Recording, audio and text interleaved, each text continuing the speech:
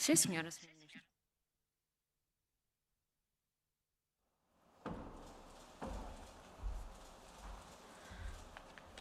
Good afternoon, and welcome to, sorry, there's a sound problem. Welcome to the press conference of the video conference of ministers responsible for energy. We have with us today Minister for the Environment and Climate Action of Portugal, Mr. Matos Fernandes, and Commissioner for Energy, Kadri Simson. Minister, please. Muito obrigado, boa tarde a todos, obrigado pela vossa presença, seja física, seja online. Concluímos o nosso Conselho Informal da Energia, conselho esse no qual perpassou uma imagem de grande satisfação por ter sido conseguido ontem um acordo político relativamente à lei do clima, sendo evidente a importância que a energia tem para a concretização das ambiciosas metas que temos para 2030 e depois para 2050. Houve essencialmente dois temas em cima da mesa que tinham sido lançados pela Presidência. Em primeiro lugar, a vaga da renovação. A vaga da renovação é a necessidade de intervir nos nossos edifícios, muito particularmente os edifícios de habitação, por forma a conseguir uma muito melhor performance energética, por forma a combater a pobreza energética, a reduzir muito as emissões dos nossos edifícios e a termos a certeza que é com energia limpa que eles são, por exemplo, aquecidos. E esta vaga de renovação, a Renovation Wave, é da maior importância num duplo ponto de vista. Em primeiro lugar, pelo ganho ambiental e o ganho de conforto para as pessoas e as famílias. Em segundo lugar, pela enorme capacidade de lançar um investimento vasto em todas as regiões de todos os países, que vai criar e mobilizar muito emprego e, mais ainda, criar novas competências para a intervenção nestes mesmos edifícios. Foram muitos os países, entre eles Portugal, que incluíram no PRR, nos seus planos para a recuperação e resiliência, a intervenção em prol da eficiência energética nos edifícios e, por isso, muitas experiências foram contadas a este respeito, repetindo eu, a dupla capacidade de intervir, seja pelo lado do benefício ambiental, seja pela dimensão geográfica que estes investimentos vão ter e um enorme potencial de criação de emprego direto, até porque estamos a falar de muitas intervenções, mas de uma maneira geral, de intervenções de pequena dimensão, protagonizadas pelas próprias famílias. A segunda dimensão, a segunda volta à mesa que fizemos foi à volta da integração dos sistemas energéticos, destacando muito particularmente a relevância da produção descentralizada, do autoconsumo e das comunidades energéticas. Os países têm aqui graus de maturidade distintos, mas também experiências para contar. Há ainda regulamentação a ser produzida, alguma à escala comunitária, outra essencialmente à escala nacional.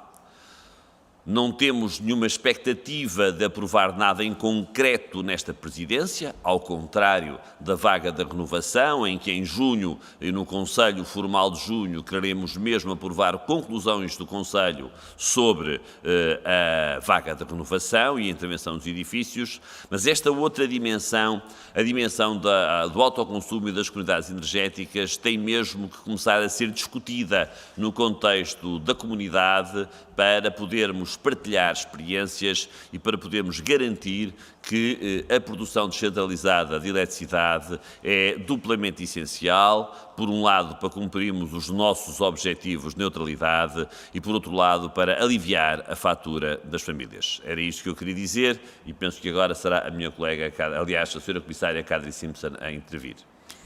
Yes, Minister, you're right. We just had a technical problem with our WebEx connection, so the journalists were interrupted. So I will just ask you 1 or 2 minutes so that we can fix the problem and come back to this. I'm so sorry.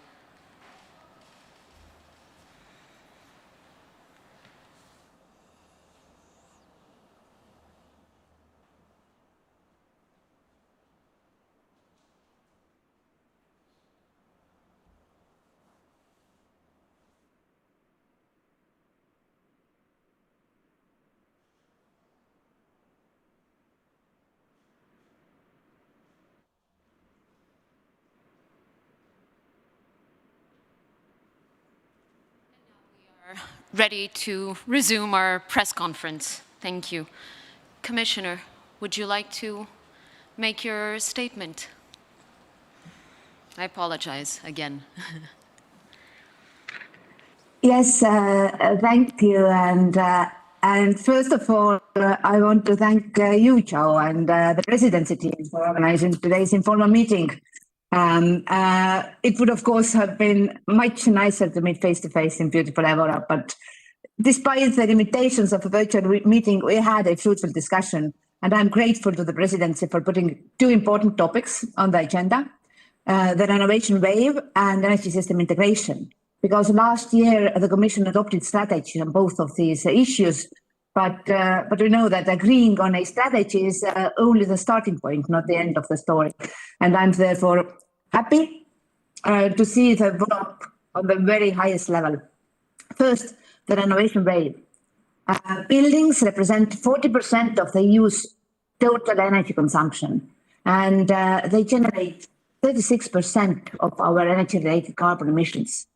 If we tackle this successfully, the building sector will make one of the most significant contributions towards reaching our new 2030 emissions reduction target. But the challenge for most countries is complex. Tens of millions of building units will need to be renovated in order to lower their energy consumption, also to improve demand-side flexibility and to connect them to decarbonized energy sources. And I am encouraged, however, by the determination tracked among the ministers. We all agree on the benefits.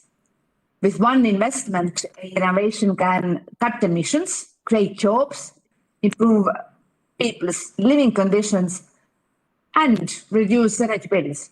Now is time to take advantage of the historic EU budget and the recovery package, and I'm glad to note that renovation is well represented in the draft recovery and resilience plans of the member states. As I emphasized to the ministers, it is crucial to ensure this remains the case in the final plans across the EU. The thousands of projects that will see the light thanks to the national recovery plans can give the needed momentum to the renovation wave. And I want to congratulate Portugal for submitting the first official recovery and resilience plan today. And I hope other countries will follow suit. I have always underlined the importance of people. And as we design the clean energy transition, we are especially happy to discuss the ministers the role of consumers and energy communities in the energy system of the future. Decentralized production, self-consumption and energy communities have significant potential in terms of emission reduction, the affordability of energy and job creation and the public acceptance of renewable projects. The latter point is crucial. Without public support and empowered citizens, a clean energy transition will be impossible. It was interesting to hear from the ministers about the progress in this area, where innovation is driving a better and smarter and cleaner future. And the June Energy Council will take place around the time the Commission plans to adopt the Fit for 55 package.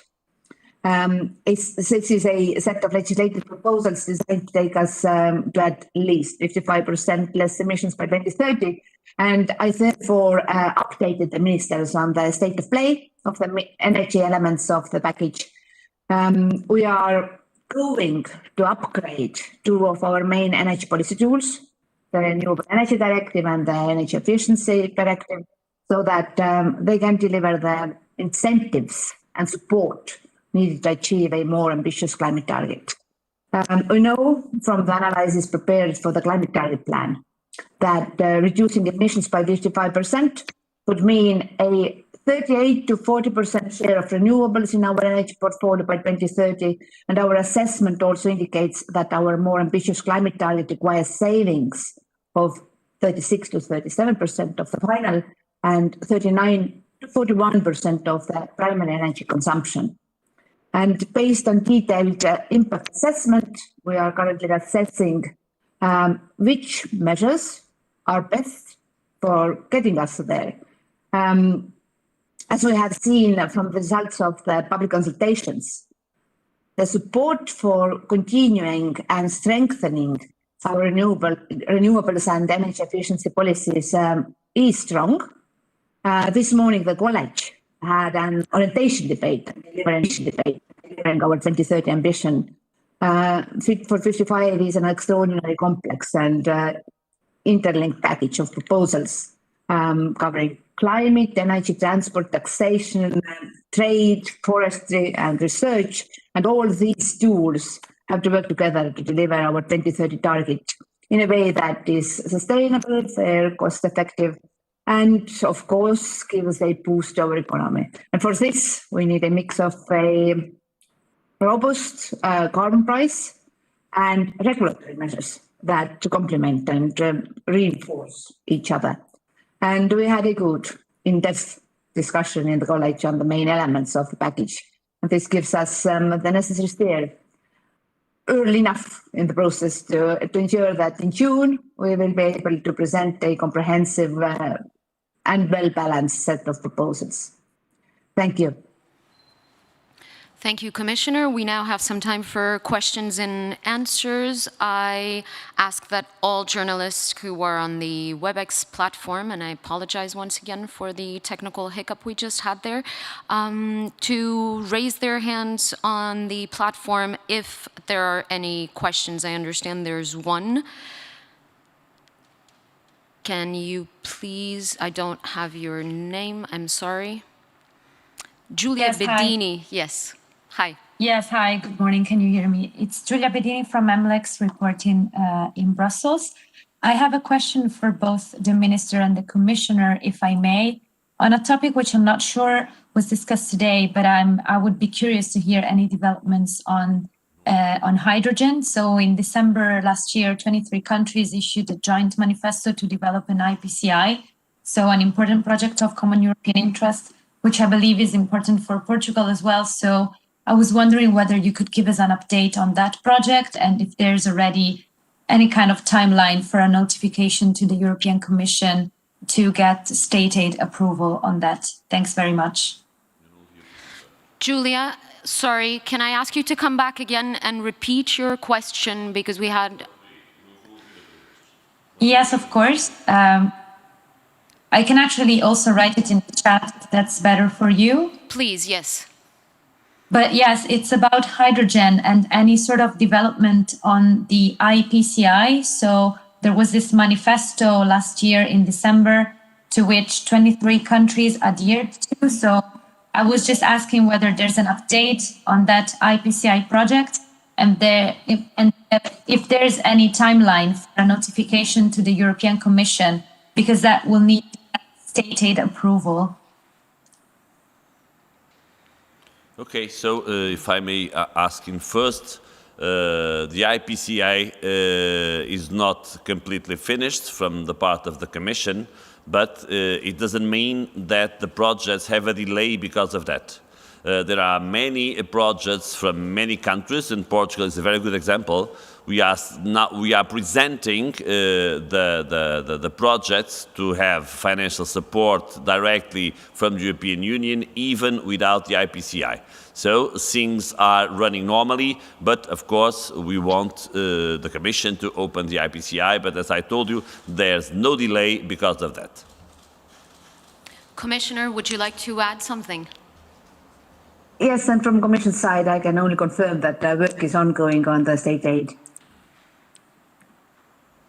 Okay, colleagues, are there any other questions? If so, please raise your hand. If that is not the case, I thank the Commissioner and of course the Minister for this press conference, and we will see you again tomorrow.